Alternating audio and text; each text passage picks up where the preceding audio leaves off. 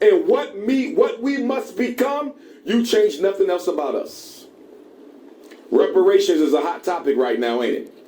Everybody's talking about reparations this like it's some new thing. Reparations grew out of the Pan-Africanist movement. It was Pan-Africanism that gave birth to reparations, not YouTube or the YouTube opportunists. It was Pan-Africanists who gave birth to reparations. But guess what? The U.S. government could give us $1 trillion. The French government could give us $1 trillion. The Italian government, the German government, the Belgian government, they could give us $1 trillion. But guess what? Without psychological liberation, I don't care how much money you get from the outside, until you change the dynamic in the inside, nothing else will change. That's why the most honorable Marcus Messiah Garvey, who gave us the red, black, and green flag and the largest black movement in modern history, Mr. Garvey said, don't take the kinks out of your hair, black sister, take the kinks out of your mind. I'm going to get to the weaves and perms later. Because we cannot expect little black girls to grow up with pride. We cannot expect little black girls to grow up with self-respect while adult black women imitate Caucasians. Now, some of you have naturally curly hair. No problem with that. Some of you have naturally straight hair. No problem with that.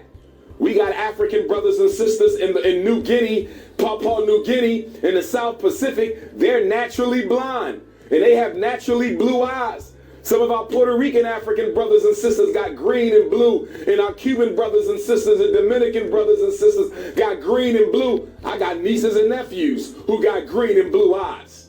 So that's not the issue. If that's your natural color, so be it. But for those of you who have the original ancient skin color and the original ancient hair color and the original ancient hair texture and the original ancient phenotype of our great-grand ancestors on the Nile Valley of Africa, why would you dare snuff that out? Why would you dare kill the greatness in your DNA? One of the greatest victories of white supremacy is that it made black people want to imitate their oppressor. And most of us now still want to imitate our oppressor. And every last one of you in here right now, I don't care if you speak English, Spanish, Portuguese. I don't care if you speak Wolof or Swahili. Every last one of you, after you graduate from Pace University, after you get your bachelor's and your master's and your doctorate, you are either going to be a benefit to African people or a detriment to African people. You will either be a plus for your people or you will be a minus. You will either be a freedom fighter for African people or you will be a part of the coonocracy. Some of you can't wait to join the coonocracy. Some of you go to sleep dreaming of being a coon. You can't wait for the white power structure to draft you and offer you a job to sell out your people. You got coons all over the world.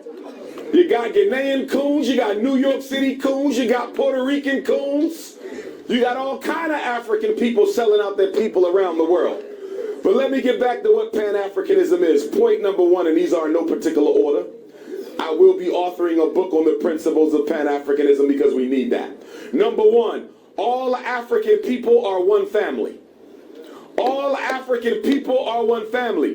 Whether you're in Puerto Rico speaking Spanish, whether you are in Senegal speaking Wolof, whether you in South Africa speaking Zulu, whether you are in Kenya speaking Maasai, whether you are in Brazil, the largest African community outside of the continent is Brazil. They speak Portuguese.